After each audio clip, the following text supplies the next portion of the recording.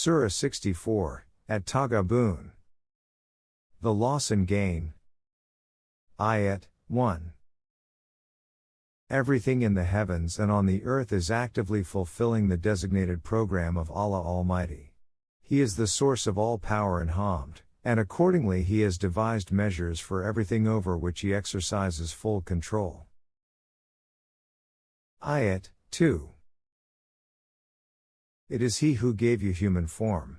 And the greatest quality of a human being is his capability of choice. Accordingly, some of you are kafir and others are mu'min. No other creation in the universe has been given the choice to either accept or reject the divine laws, and that is why human beings are held responsible for their actions. Although man has been given this choice, he does not have the authority to go on the wrong path and be rewarded as if he had taken the right one. The consequences of his deeds will be compiled according to Allah's law of mukafat, which sees everything. Ayat 3. He has created this grand universe as an absolute reality. It is not an illusion, or a meaningless dream. He granted you a countenance, wherein He concentrated the full potential for beauty and grandeur. In order to see that this potential is manifested, there has to be an objective standard. This standard is Allah Himself, whose attributes are ultimate, perfect and most beautiful. You should try to imbibe His divine attributes in your own person as far as possible. That is the ultimate aim of your life in this world. Ayat 4.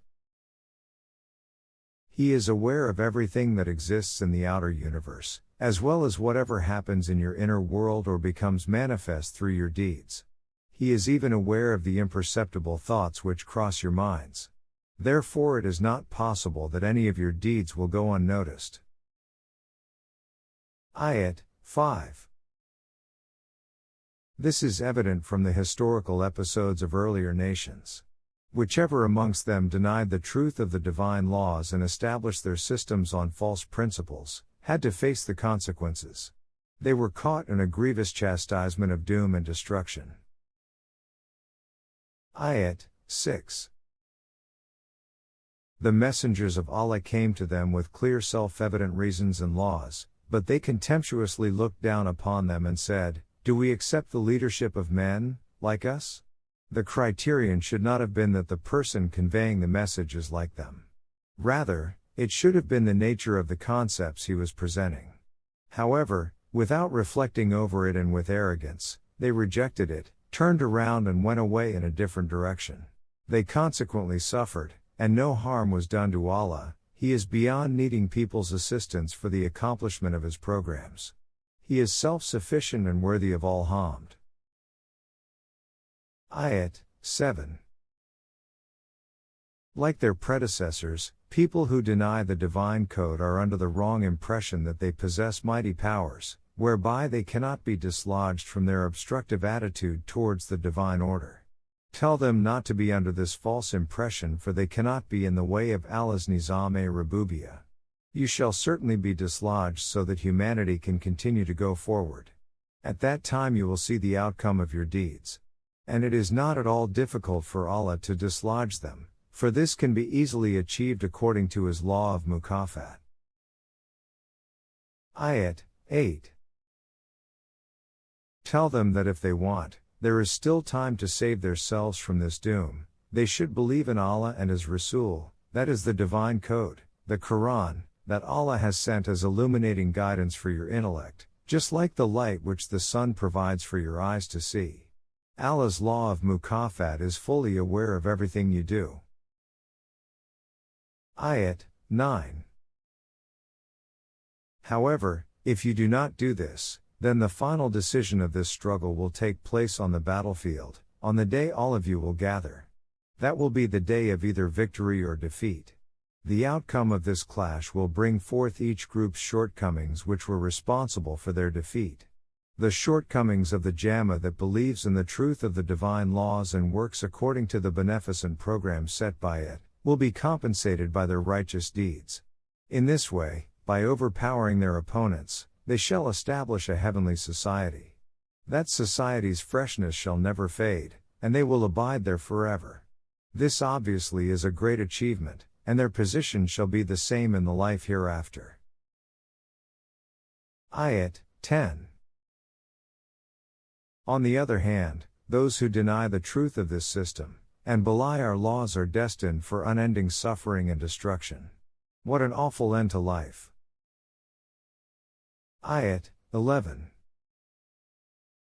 It should be clearly understood that everything in the universe happens according to the divine law, according to set regulations and not in a haphazard manner. This is so because He has full knowledge of everything. The intellect of whoever believes in the truth of these laws receives illuminating guidance, with the help of which he can understand the causes and effects of incidents that take place. It is obvious that nations which can understand the mechanism of how these incidents take place, how to derive benefit from them, and how to safeguard themselves from their ill effects, can be successful. Ayat 12. If you want to develop these qualities, you have to obey the divine order that is being established by Allah's Rasul. If you turn away, no harm will come to Allah or His Rasul. The loss would be yours because the responsibility of our Rasul is only to convey these laws to you explicitly. To work according to them is your own responsibility. Ayat 13. And remember that you can never attain success by turning away from these laws. The reason is that only Allah's law is in force in the universe.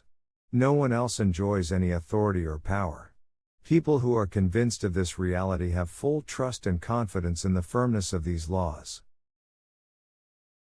Ayat 14. O Jama'athul Momineen! You who are striving for the establishment of this Nizam-e-Rububiyyah, should particularly keep one thing in view. This system is based on the concept that you work hard and that after meeting the needs of your family from your earnings, you keep the rest available for mankind. If your spouses and children do not agree with this concept, then they would be in your way. And it is likely that some of your spouses and children may become your enemies. Hence keep this in mind. If you go beyond their short-sightedness and extend the concept of universal rububiyyah beyond the four walls of your own homes, you will be able to establish a system that provides protection and means of development to all the people, including your own family. Ayat 15. With this background, your wealth and children will serve as a crucible for you, out of which you can come out either as pure gold, or as a heap of ashes. You shall become pure gold if you never forget that real and productive reward for your labor is that which you get according to the divine laws. You have already been told how to remove such a conflict from your domestic life. At the time of choosing a life partner, you should consider that both of you should have similar views and ideologies. Also, you should train your children so that they too grow up with the same idea. Such a home will not have this conflict. Ayat 16. Therefore guard the divine laws to the best of your ability. Listen carefully to the directives of the divine system and obey them. Keep your earnings open for public nourishment. Your own betterment lies in this. This will broaden your outlook and will not let the instinct to gather everything for yourself and deprive others prevail. Man's selfish instinct teaches him that his crop would only flourish if he waters his fields and brushes aside the needs of others.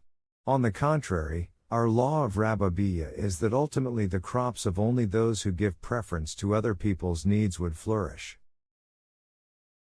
Ayat 17. The law also teaches you that whatever you give for the nourishment and development of others, is in actual fact a loan that you give to Allah Almighty. If you give it for the establishment of the divine system, He will return it to you manifold. He will also protect you from possible harm. Allah fully rewards everyone's effort and ignores their minor shortcomings, because He is forbearing and has a broad vision. Ayat 18. He knows all that is hidden as well as that which is manifest. He has full control over His laws, and this control is rational.